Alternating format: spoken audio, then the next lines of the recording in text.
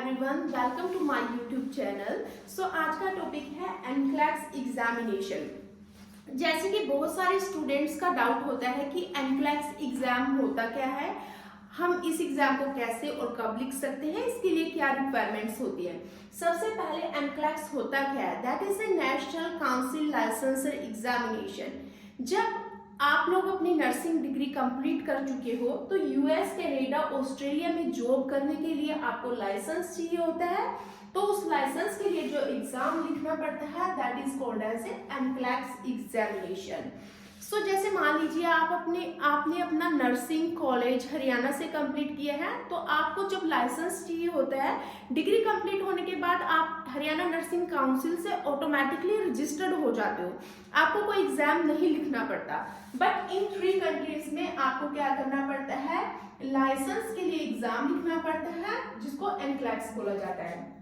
Next, NCLEX होता है कितने टाइप का है। So NCLEX basically it is for register nurse and the register practical nurse. दोनों में क्या अंतर होता है, जो रजिस्टर नर्स का एग्जाम होता है वो टफ होता है as compare to register practical nurse. Next क्या होता है, दोनों की सैलरी में डिफरेंस होता है। थर्ड, दोनों की स्कोप ऑफ प्रैक्टिस में डिफरेंस होता है। इसका स्कोप ऑफ प्रैक्टिस थोड़ा लिमिटेड होता है as compare to register nurse. But आपके पास यहाँ पे एक एडवांटेज आ जाती है कि किसी भी कारण से अगर आप रजिस्टर नर्स का एग्जाम क्लियर नहीं कर पाते हैं तो आप क्या कर सकते हो, रजिस्टर प्रैक्टिकल नर्स एग्जाम दे सकते हो, क्योंकि ये एग्जाम थोड़ा इजियर है as compare to register nurse. Next, NCLEX होता क्या है, ये होता है कंप्यूटराइज्ड एडेप्टिव टेस्टिंग। तो ये एग्जाम क्या होता है, आपका कंप्यूटर पे होता है। इसका टोटल टाइम ड्यूरेशन 5 घंटे होता है। तो इसमें क्या होता है, आपको जो क्वेश्चंस आते हैं स्क्रीन पे, हर एक क्वेश्चन के लिए कोई फिक्स टाइम नहीं होता। ऐसा नहीं है कि एक क्वेश्चन स्क्रीन पे 3 मिनट के लिए आएगा, 5 मिनट के लिए आएगा, ऐसा नहीं है। ये कंप्लीटली पर्सन के ऊपर डिपेंड करता है कि वो एक क्वेश्चन को कितना टाइम लगाते हैं। बट इसमें टोटल ड्यूरेशन क्या होते हैं, 5 घंटे।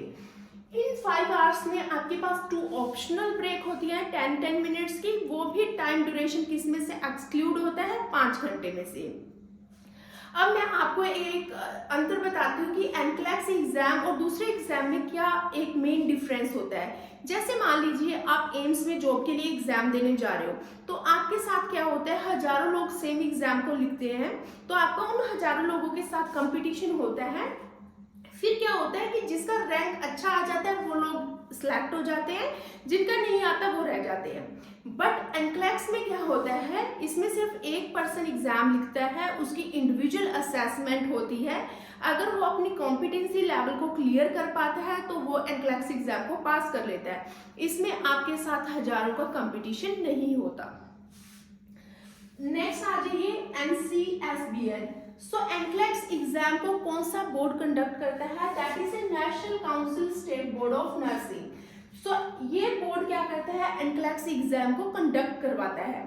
जैसे आपने मान लीजिए अपना स्कूल कहीं से भी कंप्लीट किया है 10th + 2, बट आपका बोर्ड क्या होता है, CBSE बोर्ड है, हरियाणा बोर्ड है, यूपी बोर्ड है, राइट। वैसे ही क्या होता है, एनक्लेक्स चाहे आप यूएस, कनाडा, ऑस्ट्रेलिया कहीं के लिए भी दीजिए, बट आपका बोर्ड कौन सा रहेगा, दैट इज ए NCSBN। यही बोर्ड है जो एनक्लेक्स एग्जाम को कंडक्ट करवाता है। अब ये बोर्ड एग्जाम को कंडक्ट करवाता है, बट ये कहाँ पे होता है paper, that is A Pearson professional centres. So through out the world around 175 countries में क्या है, इसके सेंटर्स होते हैं, पियर्सन प्रोफेशनल सेंटर्स, जहां पे बैठ के आपको ये एग्जाम लिखना होता है।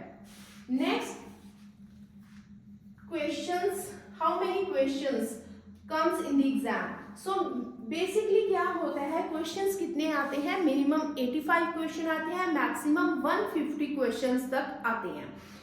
अब इसमें क्या होता है, कंप्यूटर आपका कहीं पे भी बंद हो सकता है। मान लीजिए आपका कंप्यूटर 85 पे बंद हो जाता है, बट इसका मतलब ये है कि आपने कॉम्पिटेंसी लेवल को अचीव कर लिया है। और सेकंड रीजन क्या हो सकता है कि आप में लैक ऑफ कॉम्पिटेंसी है और आप फेल हो चुके हो एग्जाम में। तो एग्जाम में क्या होता है कि एक तो जब आप पहले क्वेश्चन का आंसर देते हो इजी होता है, अगर आप आंसर देते जा रहे हो तो एग्जाम का लेवल थोड़ा टफ होता जाता है। हो सकता है कि आप अपना गोल 85 पे पूरा कर लो, हो सकता है कि आपने क्वेश्चन का आंसर राइट नहीं दिया है और 85 पे ही कंप्यूटर बंद हो जाता है। तो दोनों सिचुएशंस हो सकती हैं। मिनिमम 85 आ सकते हैं, मैक्सिमम 150 आ सकते हैं। नेक्स्ट आ जाइए, जो अभी एनक्लैक्स एग्जामिनेशन है, आपने सुना होगा कि 2023 के बाद there is a next generation NCLEX exam आया है। सो नेक्स्ट जनरेशन में क्या डिफरेंस है, there is a like a one advantage, that is a partial credit score. अभी पार्शियल क्रेडिट स्कोर मिलने लगा है। 2023 के पहले क्या होता था, मान लीजिए आपको एक्सटेंडेड मल्टीपल रिस्पॉन्स क्वेश्चन आया है, उसमें क्या होता था, मान लीजिए ए और बी उसके आंसर है, ए और बी आंसर है, तो 2023 से पहले क्या होता था, अगर मान लीजिए आपका आंसर ए और बी बोथ है, बट आपने क्या किया है, सिर्फ ए को टिक किया है, तो आपको क्या मिलता था, 0 स्कोर। सो अगर आपने एक ऑप्शन सिलेक्ट किया है जबकि उसके आंसर 2 थे, बट आपने एक सिलेक्ट किया, बट आपको 0 स्कोर मिलता था बिफोर 2023। बट अभी 2023 के बाद क्या हुआ है, जो न्यू जनरेशन आया है, अगर आपने एक ऑप्शन भी इसका सही किया है तो आपको क्या मिलेगा, इसका हाफ स्कोर मिलेगा, that is A 0.5। So that is a partial credit score, एक न्यू एडवांटेज है आपके पास।